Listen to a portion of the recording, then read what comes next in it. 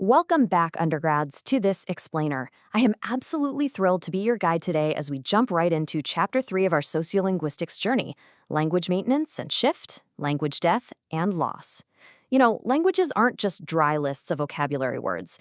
They're living, breathing entities. They're born, they evolve, they migrate, and yeah, sometimes they actually fade away. Today, we're diving deep into the life cycles of languages.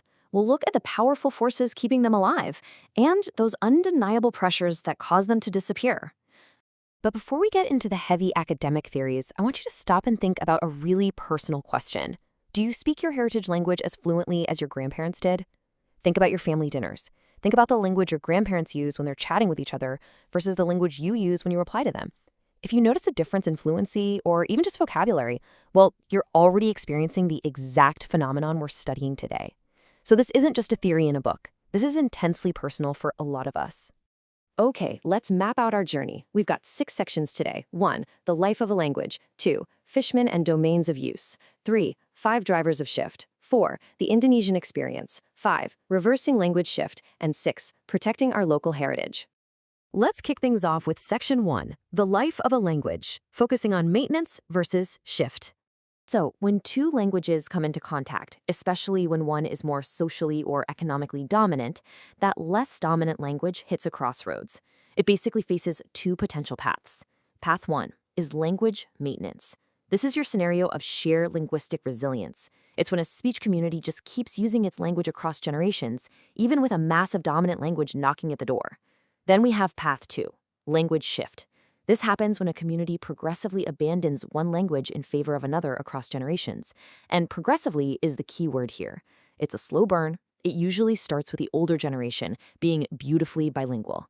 Then the parents understand the heritage language but kind of prefer the dominant one. And it ends with the grandchildren being entirely monolingual in that new dominant tongue. And sadly, language shift can lead to a very final destination, which is language death. This is the absolute terminal point. It's when the shift runs to completion for an entire language, leaving literally no remaining speakers. Now, it's really important to distinguish this from language endangerment or language loss. Endangerment just means a language is actively losing speakers. It's bleeding out, sure, but there's still a pulse. Language death means that pulse is entirely gone. Moving right along to Section 2, Fishman and domains of use. Or, to put it simply, where does language live? To understand how a language dies, we really have to understand how it lives. And for this, we turn to the foundational framework set up by sociolinguist Joshua Fishman back in 1972. He gave us this profound insight. He said, a language shift is, at its core, a gradual loss of the domains in which a language is spoken until virtually none remain. So think of domains of use, almost like rooms in a house or specific spaces in your community. You've got the kitchen, the workplace, the local market, the school. A language thrives when it occupies all those rooms. But during a language shift, a dominant language essentially enters the house and starts evicting the heritage language room by room. First, it gets kicked out of the workplace, then the school, and eventually, it's only spoken in the kitchen with the grandparents. When it loses that final room, the shift is completely done. That brings us to Section 3, the 5 drivers of shift. Basically, why do languages fade? So what exactly causes a language to be evicted from those domains? What's pushing them out the door? Let's break down the interconnected forces at play. Because this isn't just about people casually forgetting words. We're talking about massive societal pressures. First up, economic factors. Look, if speaking the dominant language is literally the only way to get a good job or survive in the city, people are going to shift. It's just basic financial survival. Second, we have social and political factors. This is all about prestige and power. If a national government mandates that only one language is used in schools or media, well, the heritage language is instantly marginalized. Third, demographic factors. When populations move to cities or people from different language groups intermarry, the dominant shared language usually wins out in the household just so everyone can actually communicate. And finally, attitudinal factors. And guys, this might just be the most powerful driver of them all. This is when parents make the deliberate choice not to teach their kids their heritage language. Why? Because they truly believe the dominant language will give their kids a better commercial or social advantage in the future. Let's see this in action in Section 4, the Indonesian experience, looking at national data in action. Because honestly, everything we just discussed isn't just happening in academic textbooks. It is happening all across the archipelago. Take a look at this recent finding from Pepinsky and his colleagues from 2022. They found that urbanization is consistently associated with a decline in regional language use and a major shift toward Indonesian. This perfectly highlights those demographic and economic drivers we were just talking about.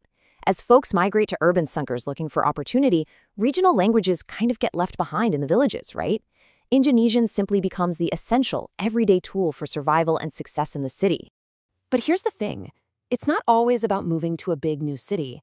Sometimes this shift happens without anyone ever leaving their neighborhood. Yuliana and Yanti's 2023 study on Jakartan Chinese Indonesians revealed something super striking about those attitudinal factors. They showed that when parents believe a heritage language offers no future advantage, intergenerational transmission quietly stops. It doesn't take some harsh government policy forcing them to stop speaking it.